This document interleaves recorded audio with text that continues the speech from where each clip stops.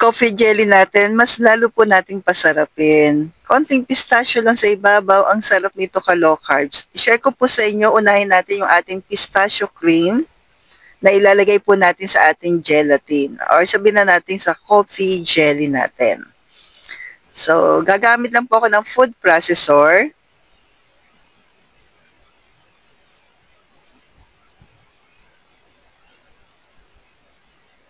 Then, bawas po tayo para sa toppings natin.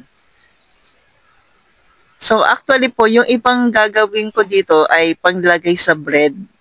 Then, add tayo ng all-purpose cream, 1 tablespoon po ng monk fruit. So, 3 ingredients lang po, meron ka ng pistachio cream. Then, tabi na po natin. Gawa na po tayo ng ating gelatin. 1 and 1/2 tablespoon po ng gelatin. 1 tablespoon po ng black coffee. So, sa nagtatanong po, ito po yung aking kape, not sponsored. And golden monk fruit, 2 tablespoon. Naubusan na rin kasi ako ng yung isang kape ng grindahan. And 1 and 1/2 cup po ng hot water. Mas okay po yung bagong kulo na hot water. Dahan-dahan lang po natin ilagay. Then, mix lang po habang nilalagay yung hot water natin. Nauna yung 1 cup, ngayon po ay yung 1/2 cup po.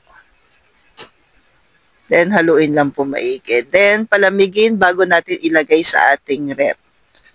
So, sa rep po, tingnan-tingnan na lang po kung okay na. Pag okay na po, then slice na po natin yung ating gelatin. By the way po, sa gelatin po ay available yan sa grindahan.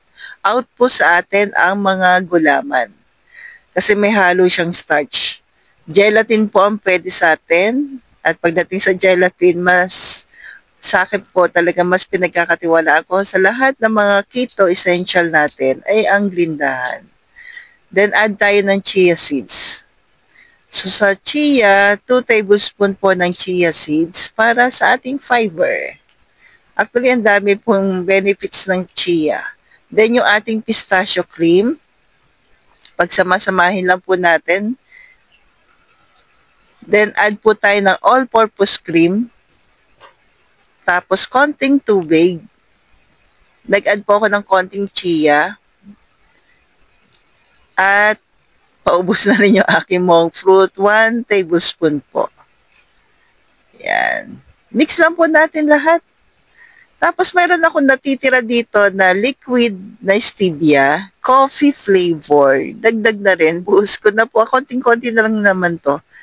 Pandagdag lang. Pero kung wala po, okay lang naman. Pero kung meron, okay din, mas masarap. Tapos konting tubig po. So may ganon. Sa grindahan din po yan available.